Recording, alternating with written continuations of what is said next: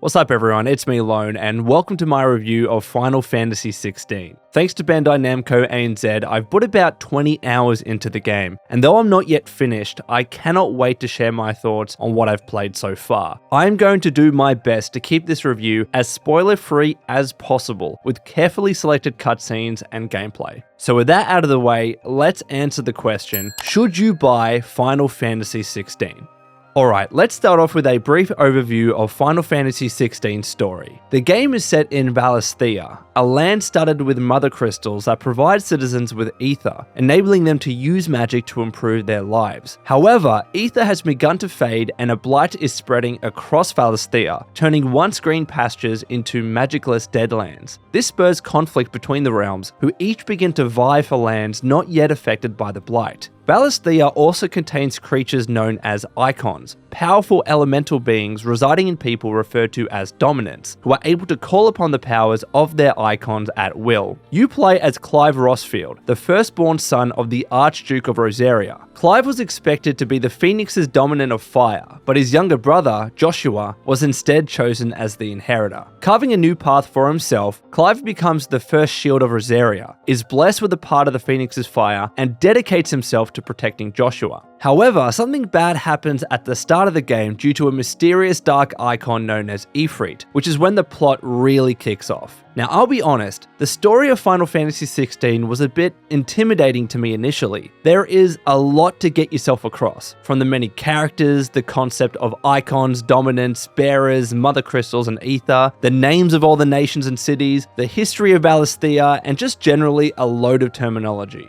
At times, I was a bit overwhelmed trying to remember everything and put it all together in my head. Now keep in mind, I haven't played a Final Fantasy game since Crisis Core on the PSP, so I had to refresh my memory even on the core concepts that are common between the games. Furthermore, I was really taken aback by how many cutscenes I was seeing. We're talking 11 hours in total over the course of the game. So when I started playing, I was genuinely wondering whether the game would be more of a movie than an actual video game. But let me tell you, these were my immediate thoughts. Once the game clicked for me, it clicked hard. The storytelling in Final Fantasy XVI is truly phenomenal. I resent that part of me which ever questioned it, even if for a brief moment. I quickly began to care about the characters and the relationships they were building between each other. The lore behind icons and dominance fascinated me. I appreciated how the game approaches complex themes like discrimination, revenge, and the rules of war. I enjoyed learning about the ideals, principles, and history underpinning each of the nations. And all of this, of course, is tied together with a series of breathtaking cutscenes. I soon found myself just wanting to get to the next cutscene to learn about what happened next. Like, I get it now, I really do. Final Fantasy XVI is an awesome cinematic storytelling experience that I think many people will enjoy. And to their credit, Square Enix has tried their best to assist players like myself who might get a bit confused with the story at times. There is a new feature called Active Time Lore, which lets you pause the game at any time and read upon the lore relevant to what you're viewing, like for characters, cities, terminology, key plot points, and the like. Plus, at your hideout, you can view something called the State of the Realm, which gives you a detailed overview of events which have occurred in the game and even of characters at different points in time. And then there's the Thousand Tomes, which further compiles knowledge for persons of interest, the lay of the land, mysteries of the realm, and creatures. Not only are these features a hardcore Final Fantasy fan's dream, but it does show Square is genuinely trying to make this game approachable for new players, which is important when their marketing has been trying to target them. Now, outside of the cutscenes, Final Fantasy XVI's graphics are still gorgeous. It can admittedly be a little bit jarring to go between these breathtaking movie-like cinematics to regular old gameplay, but there is no denying that this game looks great. Fidelity is high, lighting is very pretty, albeit with some slight artifacting at times, particle effects are awesome, colors are nice, though I felt some environments felt a little bit too muted, draw distances are impressive, character models are solid. Honestly, there's not much to complain about here, and I think most players will consider the game a feast for the eyes. However, I am not a fan of the motion blur. Initially, I thought my TV was having some ghosting issues, but after looking around online, it seems like many had the same complaint after playing the demo. Honestly, it doesn't look the best to me. Now, I'm sure it's there to ensure gameplay on the PS5 looks a bit smoother, but I do hope Square soon releases that update which allows us to toggle motion blur off.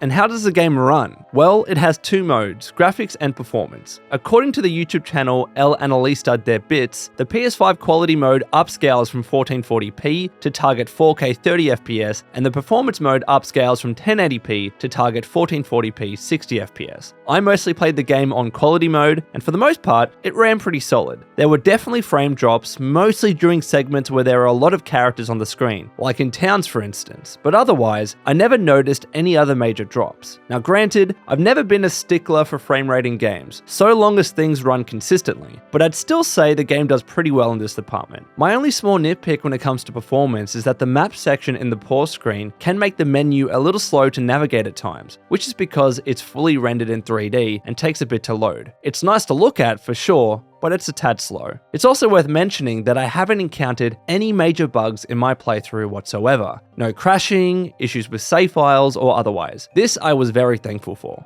Touching on sound and audio, I think Square Enix did a great job with the music in this game. The pieces they've composed for the cutscenes and boss battles make everything feel incredibly epic and awe-inspiring. And I absolutely love the music used in the Hideaway, with some really chill, acoustic guitar beats that just make you feel at home. Honestly, I could listen to that shit for hours and hours. Ultimately, the biggest knock that I would give on the music is that sometimes the tracks are pretty short, so they will repeat frequently and may quickly feel repetitive to some. I noticed this especially in towns and also when exploring open fields, and they'll tend to use the same tracks across multiple areas as well, which only exacerbates the problem. As for the voice acting, the performance of all the voiceover artists across the board were solid, especially Ralph Ineson as Sid. God, he sounded great. Granted, sometimes the VO can fall a little flat and feel a bit cringe, but I'm blaming the script in a lot of these instances. Things also unhelped when the voice animations and lip syncing outside of cutscenes aren't the best in the world. I'm sure people will also complain about the British and Irish accents, but that didn't really feel off-putting to me at all.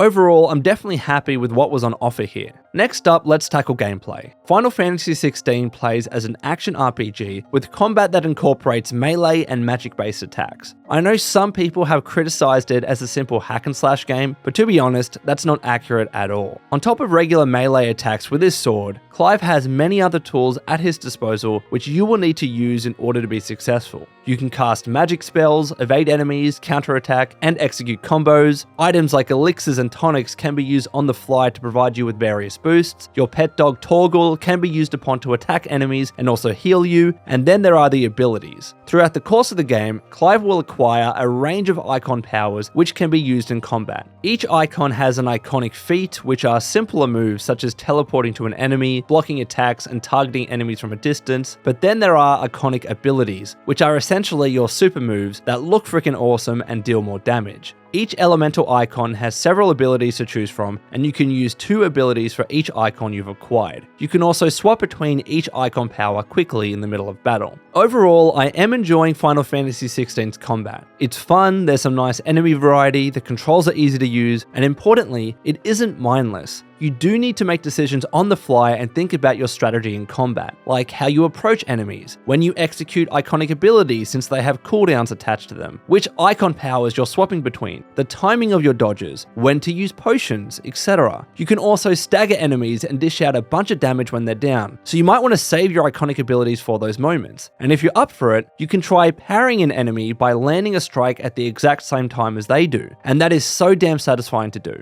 And this all goes double for mini boss and boss fights. They all have unique powers and styles of attacking that keep you on your toes and force you to think about your next move. While this isn't a hard game by any means and you probably won't be dying much, that does not mean it's a mindless hack and slash. Now granted, I still have some complaints. For instance, Torgal feels like he barely heals you, your allies don't do all that much damage in battle, and there could probably be some more combo variety when it comes to melee attacks. However, I still think it's a load of fun, especially when you get to the gameplay segments where you can fight as an icon against other dominants who have taken their iconic form. And these scenes are fucking awesome. They feel like epic battles between colossal titans and are a sight to behold. To be honest, I even enjoyed the quick time segments where you can execute cinematic evasions and strikes, just because they were so damn cool to look at. In terms of the character progression, as you level up, your stats will increase and you can also grab some better gear to further improve them, whether by purchasing them outright or crafting and reinforcing them at a blacksmith. I will say that I wish there were more options in the gear department. All you really have is a weapon, belt,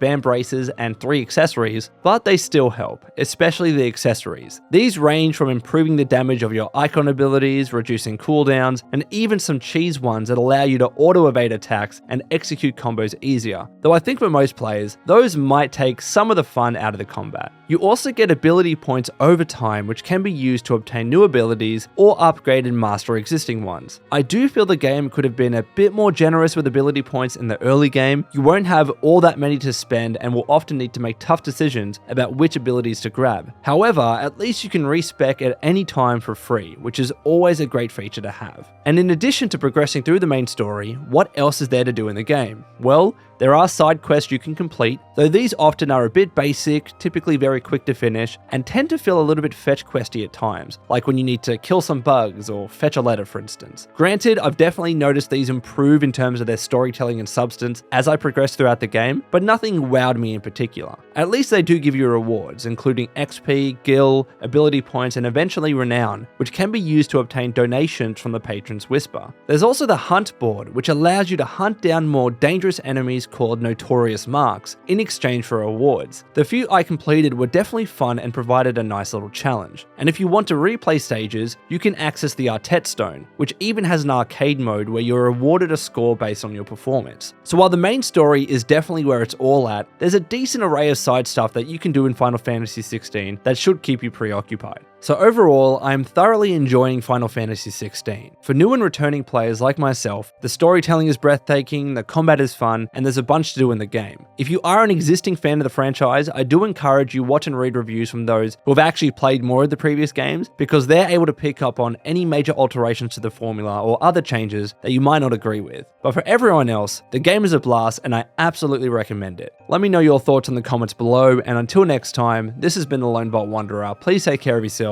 and would you kindly keep fighting the good fight.